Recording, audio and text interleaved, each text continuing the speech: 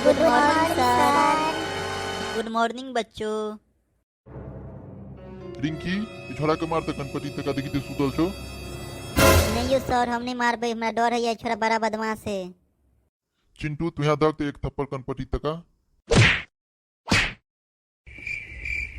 रे पोटा तू तो सुते ले आल छे कि पढ़ै ले।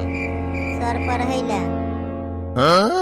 चिंटू तू बतावा आगे चल के तू की बनना चाहे छ। सर हम डॉक्टर बनना चाहे छी। चिंकी तू बतावा तू आगे चल के की बनना चाहे छ। सर हम आगे चल के लीडर बनना चाहे छी। हां तो कोठा तू कदम हर भक की करबे। सर शादी करबे।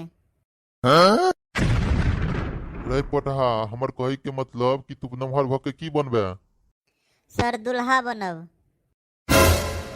रे गधा हमरा कहे के मतलब तू बड़ा भक की हासिल कर चाहे छ। सर दुल्हीन। अरे गधा तू नमहर भके मम्मी पापा के लेल की कर चाहे छी। सर नमहर भेला के बाद मम्मी पापा के लेल पुतोह आनबे। अरे बेवकूफ तोर मम्मी पापा तोरा से की चाहे छु। सर हमर मम्मी पापा के एके गो सपना है कि हमर एकटा पोता एकटा पोती भ जा। हे भगवान ई छोरा के हम केना के समझाबिए। अरे तोहर जिंदगी के कोनो मकसद छौ कि नहीं। हाँ यो सर छे ना। हाँ तो तोहर जिंदगी के की मकसद छौ।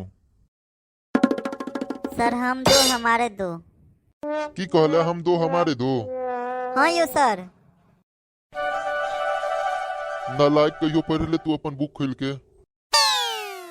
सर हम तो रोजे खोले छिए बुक। हमरा तो लायक तो नहीं रहल या तू कोनो बुक खोले हेबे। सर अपन मोबाइल दिया हम खोल के दिखा दे छी। रे बुढ़बक मोबाइल में की खोल के देखेबे। सर यो फेसबुक हम अपन मोबाइल में रोजे देखे छिए। हे भगवान एहन विद्यार्थी के पर्याप्त लागी हमरा नौकरिये से हाथ धोआ पड़त। रे पोटा तू पढ़ाई पर ध्यान किया नहीं दै छी। क्या की पढ़ाई दो वजह से करल जाए है। पहला तो डर से और दूसरा शौक से। हाँ बात तो तू ठीके कहै छ। तो बिना वजह के तो हम शौक रखे नहीं छी और डर तो हमरा अपन बापो से नहीं लागे। हाँ तो बउआ तू कनी अनहर आबा त। जी सर आबै छी। बाजू सर की कहै छी। ऑफिस में आबा। ये सर छोड़ दिया यो।